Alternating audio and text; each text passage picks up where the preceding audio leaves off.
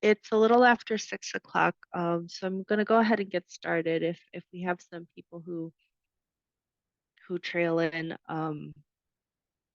the first few slides are all just kind of introductory, so I don't think anyone will miss anything. But I'll go ahead and get started. This is the Henry Street Traffic Calming Meeting number 2. On behalf of the City of Ann Arbor, I'd just like to thank you for joining us. This is our second opportunity that we have to engage with neighbors, with community on Henry Street. And these traffic calming projects, they rely very heavily on resident feedback. So uh, participation is encouraged. It's greatly appreciated. Um, like I said, the first few slides are a bit of an introduction. So if we have anyone who comes in a little bit late, I know it's a weekday, so it's hard to carve out that time in the evening. But um, if anyone comes in a little late, shouldn't miss too much.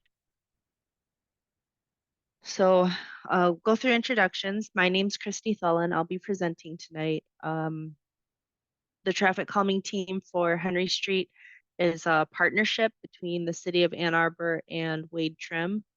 Wade Trim is an engineering firm based here in Southeast Michigan. We've been contracted by the city to assist with their traffic calming projects, which that includes the design work, project management, hosting these public meetings, sending out communications to everyone in the project area. So from Wade Trim, team members include Chris Wall, Lori Pollock, and myself. So if you see our names, if you see our faces or just the Wade Trim logo throughout the project, just know that we're working on behalf of the city of Ann Arbor. And then naturally with the partnership, we're working closely with the Ann Arbor city staff. So we kind of go in and out with a couple departments that we coordinate with throughout these projects, but specifically and majority of the time we're working with Andrea, Chris, and Cynthia for Henry Street here.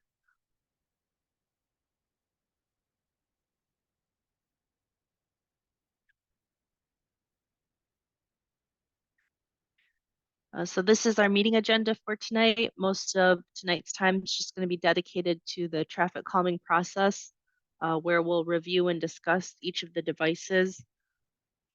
Um, I think sometimes with Zoom meetings, there can be a pause. So if it ever seems like there's a bit of a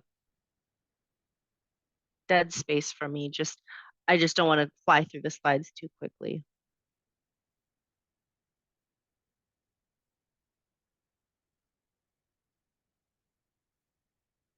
And then just a technology overview. I don't see anyone who's called in by phone. So I'm guessing everyone who's attending is either joining from a computer or maybe using the Zoom app on their phone. But there will be two ways of asking questions and providing feedback.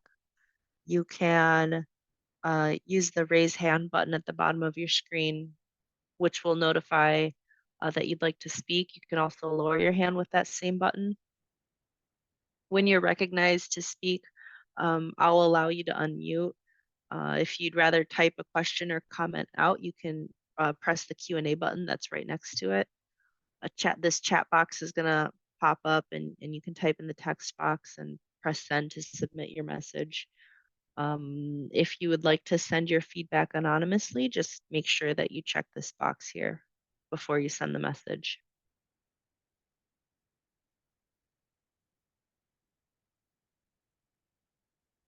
And then there are going to be multiple points throughout tonight's presentation where community feedback is requested through Zoom's polling feature. So again, on the computer, on your phone, or on the app on your phone, and if a poll is launched, it'll just automatically pop up for you.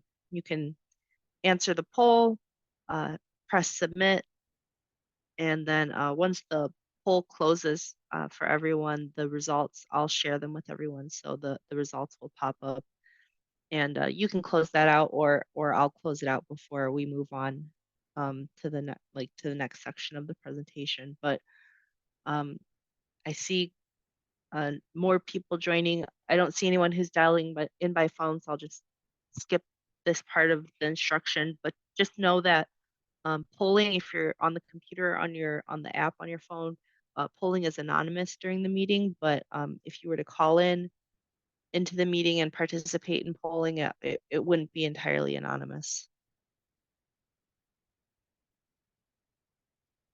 And then just as a test, I'll launch a poll here, and this is just asking if you live in the project area. As a reminder, our project area is Henry Street between Golden Avenue and Packard Street. So if you don't see the poll pop up, please raise your hand or use the Q&A, and we'll try and get that sorted. Otherwise, if you can answer the question, just so I can make sure that we're able to see the polling.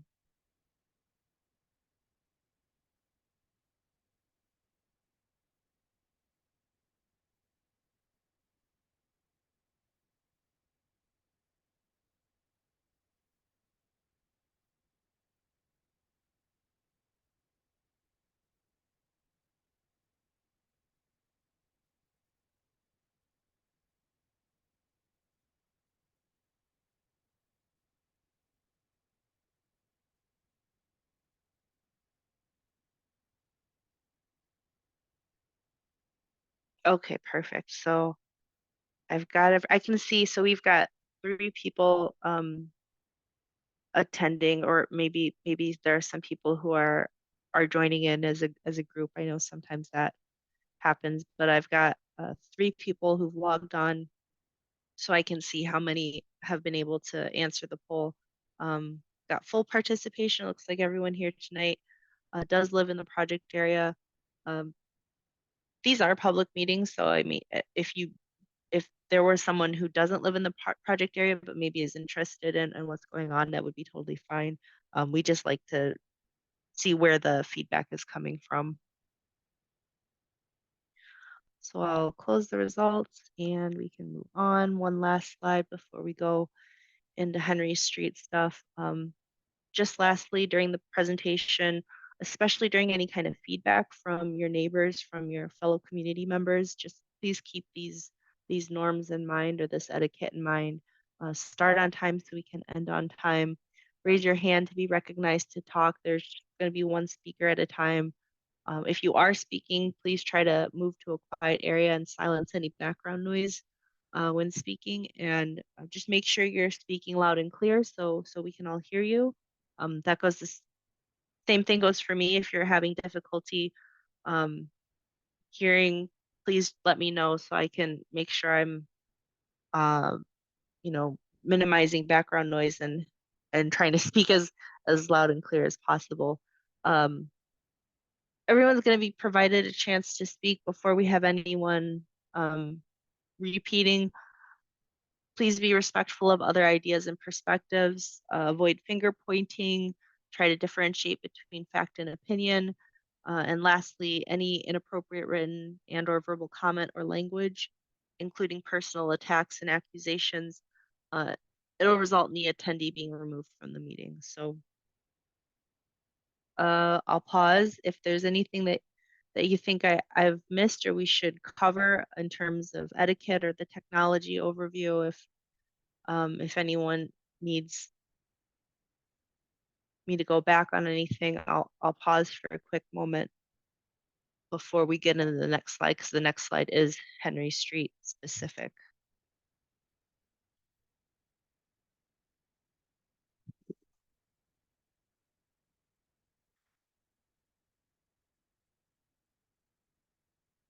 And I'm not seeing anything, so I'll move on. So this is on the screen here, you should see the preliminary plan. This is what was this is the material that you got for the self-guided tour. I will note, and I'll show it in a later slide, that um, we did end up moving device 1 a little more to the east, closer to, I think it's 1112 Henry. But this is what was mailed to project to the project area, and it was marked in the street for that self-guided tour. Um, I'll also point out during meeting one, there was interest in adding a curb extension at the Westminster intersection here. But when we went out with the field inspector, it was determined that this intersection wouldn't be able to support the device due to drainage, due to the fire hydrant that requires clearance by the fire department. So this is basically the same as what we presented in our starter idea and what we discussed. I'm going to just do a quick review of what a speed hump is in general and pause for questions. And then after that, we'll go one by one through each of the devices. This is high level. So here's a speed hump. There's a typical diagram of one on the left, and then the example there shown is from Wells Street on the right. Speed humps typically, they're 12 feet long. They have a maximum height of 3 inches. They're parabolic, so they taper going up and over, but a maximum height of 3 inches. They extend the full width of the street except for the gutter. So you'll see in the example here that speed hump does not encroach into the gutter of the road there. Studies have found benefits of speed hump treatments may include speed reduction, traffic volume reduction, and crash reduction. Other things to note with a speed hump, the height, that maximum, that standard that the city uses, that's designed for the ease of bike usage, bike safety, vehicle safety. As long as it was legal before the installation of a speed hump, after one is installed, you can park on it. You don't have to worry about losing any on-street parking as long as it was legal, beforehand. And trash cans can be placed on the speed humps, recycling, compost. Those can be put on the speed humps too.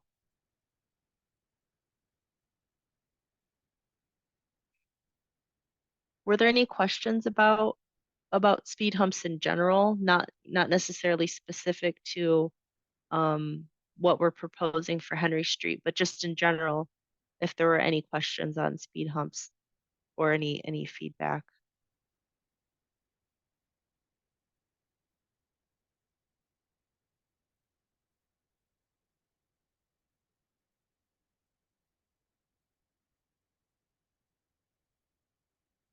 And again, I'm not seeing anything. So the next few slides, as I said, they'll go one by one through each of the devices. We'll have, we'll take time to weigh in, provide, for people to share any feedback or ask any questions.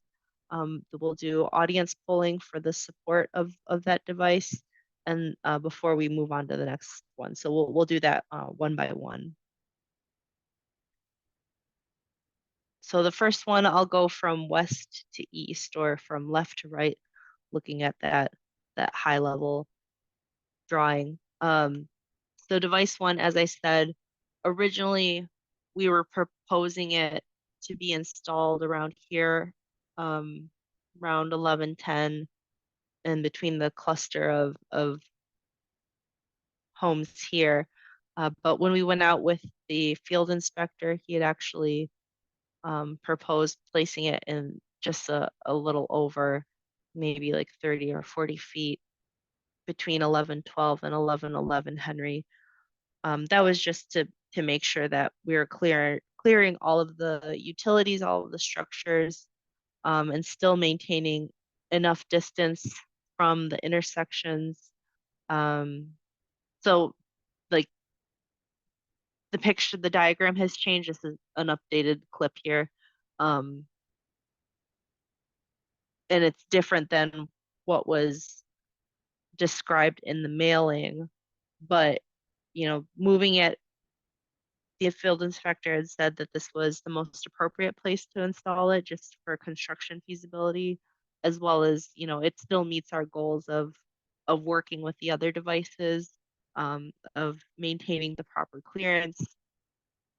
And um, if you weren't able to attend the first meeting, in general, speed humps are effective when they're used in a series. Like if you just have one speed hump by itself, it's not going to do much. But if you have um, a series of them throughout the area that you're trying to establish traffic calming, and that's when they work best. So um, looking at a target of 25 miles an hour down Henry, we know from an engineering perspective that we want to maintain a certain distance between each of the devices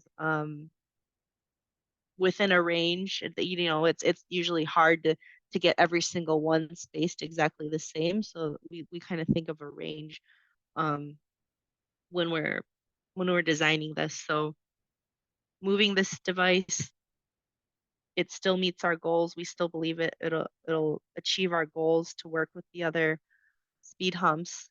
But I know I did get some feedback after the tour was set up, and I know someone who was expecting it to be where the mailing described it. So I just wanted to make sure that it was clear. It's clear that us moving it isn't going to hurt what our goal is in terms of traffic calming. So if there's any feedback, if anyone here had a chance to walk or when driving by and taking a look at how these were marked out, if there's any feedback or any questions that you have about device one, we can take a minute for that. Otherwise, there's a poll that I'll launch that's just, you know, asking you if you support this device being installed at this location, which I don't see any questions coming in. So I'll go ahead and launch the poll. But, if you have questions, please use the Q&A freely. Raise your hand if you'd like to speak.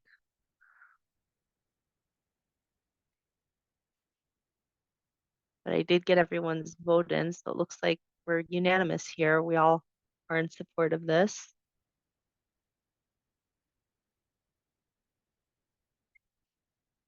And honestly, the next few slides are going to be slightly repetitive because these are all speed humps that we're proposing. And then just to reiterate that speed humps work best in a series. You'll notice so you'll notice between device one and device two, it's um, just over 250 feet. And between two and three, it's going to be just over 300. Like I said, we're not going to be able to install these exactly um, equidistant from each other, but we know that there's a range for our target of 25 miles an hour that's acceptable. We don't want to put them too close so that you have a vehicle that's just crawling down to get over a bunch of speed humps, but at the same time, you don't want to leave so much room between the two humps that someone has the opportunity to maybe pick up speed again. So I'll point that out. Um, device two, this one's between 1207 and 1208 Henry.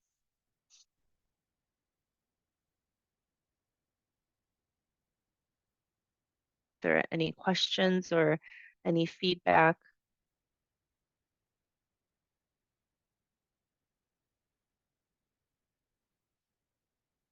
I'll go ahead and launch the polling question on device two.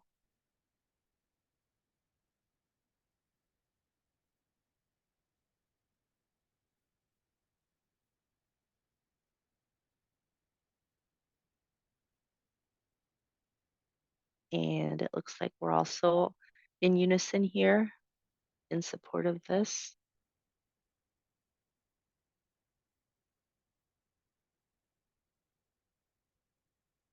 So I'll go on to the next one, device three. This one's between 1310 and 1311, Henry.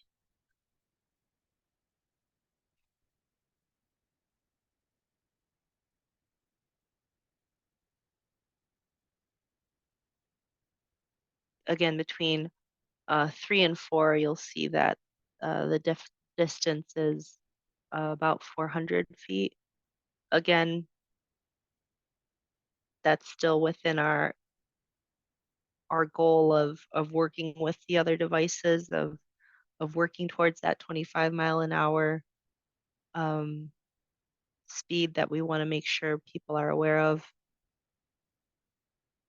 I'll go ahead and launch. So this is asking about device 3. This is again between 1310 and 1311, Henry.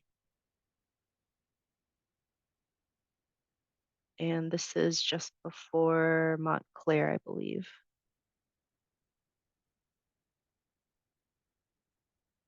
Or is this? No, this is Ferndale.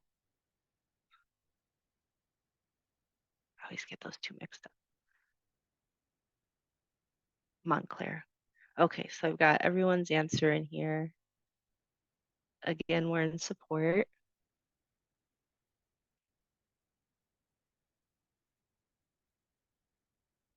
Go ahead and stop sharing that. Move on to the last one. And then with device 4, I can let you know that I did get some feedback. There was one of your neighbors who had called in and asked about whether or not we could move the speed hump closer to the curve or any closer to Packard, just because they observed, and I know this had come up before in the last meeting, that people tend to really a lot of speeding comes from Packard, especially around that corner. Um, So if this plan is approved and goes to city council and we get a construction date set, the field inspector will be able to determine like an exact location, whether it's moving the hump, 10 or 15 feet closer to that curve.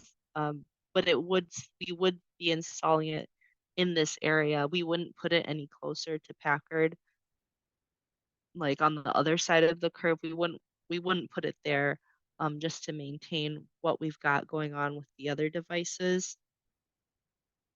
Um, so in case anybody else maybe had the um, same kind of feedback,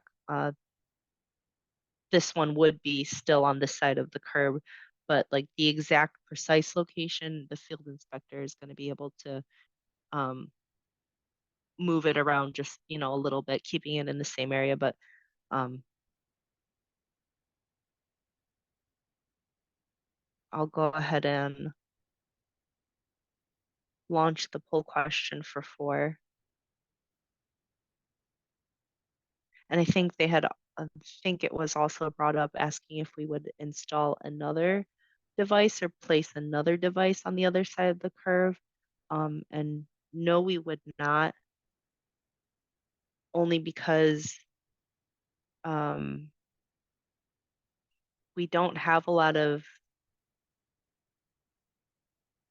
street between the intersection and between Packard and that curve. I think it's maybe like 130 feet, and we want to make sure that we're set back from the intersection, and that wouldn't have given us enough clearance, so we aren't considering placing another device. But I see that we've got this has been the easiest meeting number 2 ever. So I've got should be able to see the results on your screen. Everyone's also in support of this. um, I'm hoping if there's additional feedback that you have, or if you support it, but if there's something else that you feel comfortable to share. If not, um if not, within this meeting, I'll share my contact information at the end of the presentation, you can reach out to me afterwards. But I'm hoping that, we all feel comfortable with what's being proposed. Um, so just we're gonna wrap this up pretty quickly, but um, so basically that's it. As I said, not much was changing from the starter idea that we had shared. Um, we would have liked to be able to put in a curb extension, especially at that Westminster intersection, because I know there's a daycare close by, and a lot of people are walking there. But just with the restrictions that we have with the road width and with the utilities that are already out there, we wouldn't have been able to accommodate um, any kind of horizontal devices like the curb extension. So after today, following today's meeting, I'm going to post the presentation and the recording to the project website. I'll probably post that either, tomorrow or sometime. Actually, no, because have to get the recording posted to YouTube first. So likely next week is when you'll see the website updated with the presentation and the recording. Maybe not the same time, but within the next week or so, there will also be a summary of the polling, and any feedback that we might get after the meeting uh, within the next week or so. I'll put that in the summary, and we'll use all of the feedback. We'll use all of the polling data that we've had, and to finalize the design plan. So once the final plan is ready, we'll post it to the project website. We'll also mail it to all of the project area addresses. That mailing will also have the final poll, the final questionnaire for you. I plan on sending those out by December 28th, but you'll have until January 15th to fill out that final poll. You'll be able to, just like we did and with the initial questionnaire, you'll be able to complete the poll either by mail or online. But the deadline will be January 15, either to electronically complete or to have your mailing postmarked. The requirement for us to move forward with the final plan is that of those who participate in the poll, there needs to be more than 50% approval of the final plan. If the requirement is met, our team will then request support from the Transportation Committee and then submit it to City Council for approval. Those are our sometime in March or sometime in February, and then the target City Council meeting sometime in March. I don't have exact dates yet, but that's the general time frame. Again, with the requirement being greater than 50%, so it's only based on who participates in the poll. And so if only 4 people fill out the poll and send it in by the deadline, and it's a 50-50, the plan cannot move forward. It has to be greater than 50%. So in that example, you'd have to have, three people voting in support of the final plan. And the um, the poll question will be, do you support the final plan as is or as a whole? So, I know I just went one by one through each of the devices, but the final plan will be pulled on the final plan as a whole.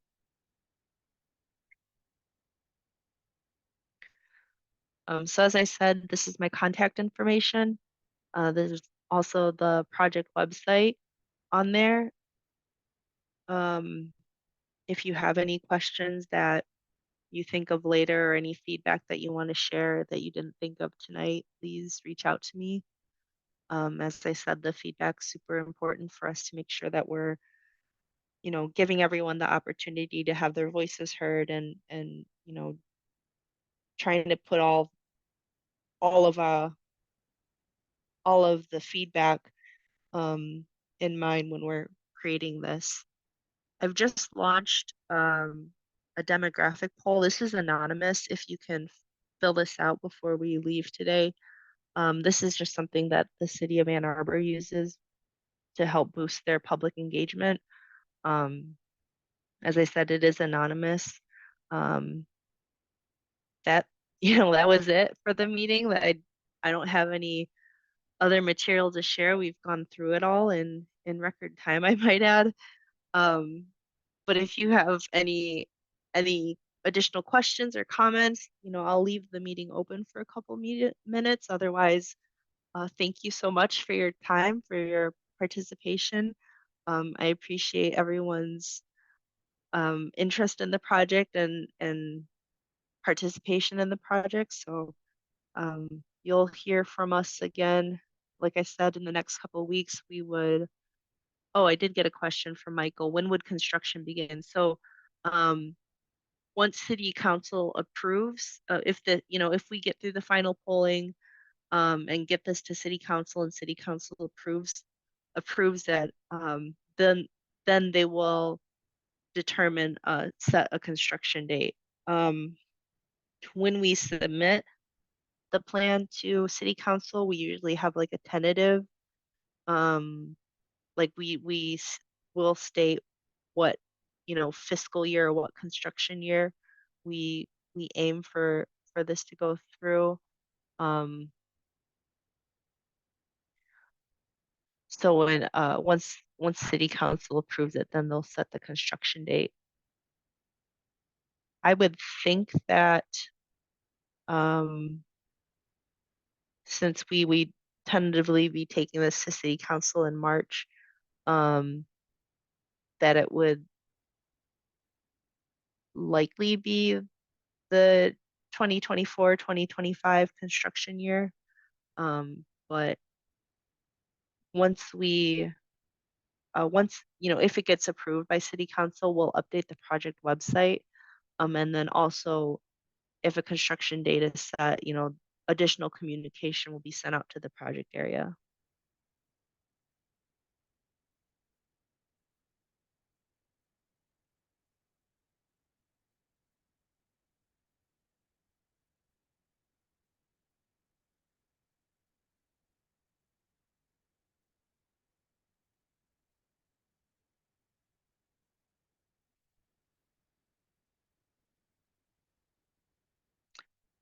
So yeah, that's it. If anyone has any other questions, I'm happy to stay on for a few more minutes, but if you can get the demographic survey filled out if you have a minute. Otherwise, I hope everyone has a good night. Um, you'll the mailings, as I said, will go out December 28th, and you'll have a couple weeks to look that over and fill it out. But please, if anything comes to mind between now and then, do reach out.